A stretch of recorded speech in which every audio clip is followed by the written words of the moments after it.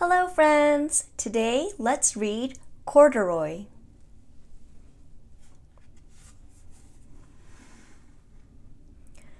Corduroy is a bear who once lived in the toy department of a big store. Day after day, he waited with all the other animals and dolls for somebody to come along and take him home.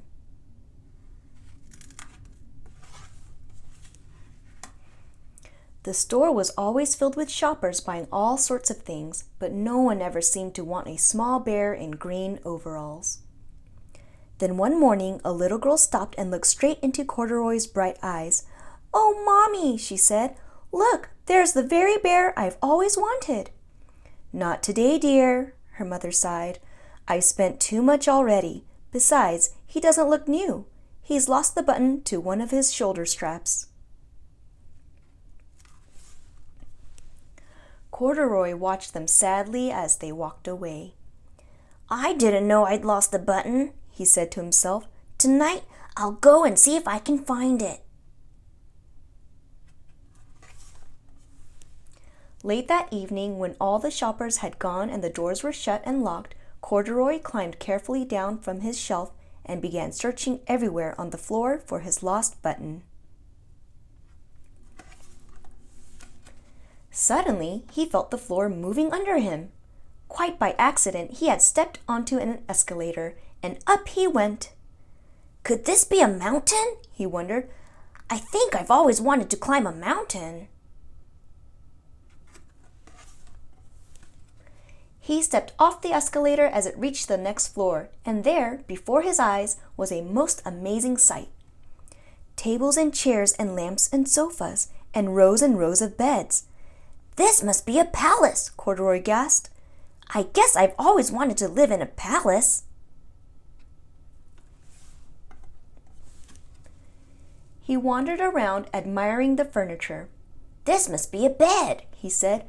"I've always wanted to sleep in a bed." And up he crawled onto a large, thick mattress. All at once he saw something small and round. "Why, here's my button!" he cried, and he tried to pick it up. But like all the other buttons on the mattress, it was tied down tight.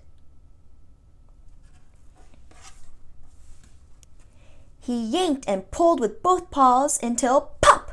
Off came the button, and off the mattress Corduroy toppled. Bang! Into a tall floor lamp. Over it fell with a crash.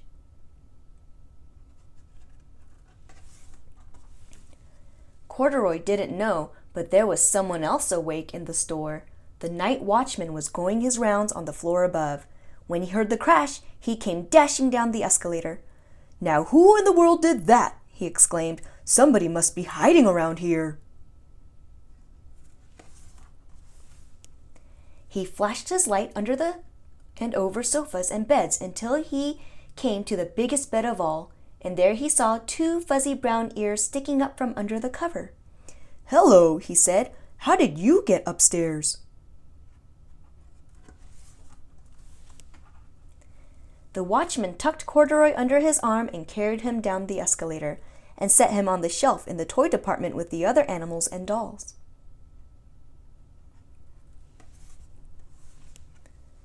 Corduroy was just waking up when the first customers came into the store in the morning, and there, looking at him with a wide, warm smile, was the same little girl he'd seen only the day before. "I'm Lisa," she said, "and you're going to be my very own bear. Last night I counted what I've saved in my piggy bank, and my mother said I could bring you home."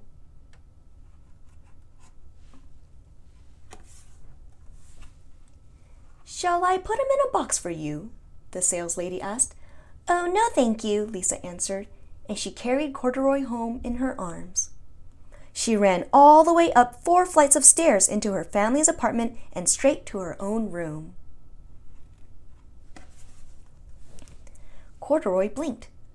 There was a chair and a chest of drawers, and alongside a girl-sized bed stood a little bed just the right size for him. The room was small, nothing like that enormous palace in the department store. "This must be home," he said. "I know I've always wanted a home." Lisa sat down with Corduroy on her lap and began to sew a button on his overalls. "I like you the way you are," she said. but you'll be more comfortable with your shoulder strap fastened.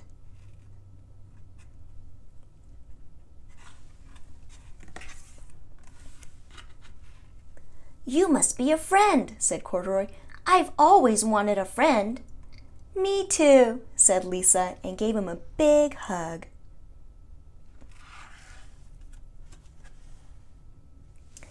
Thank you for reading Corduroy with me. See you next time. Bye.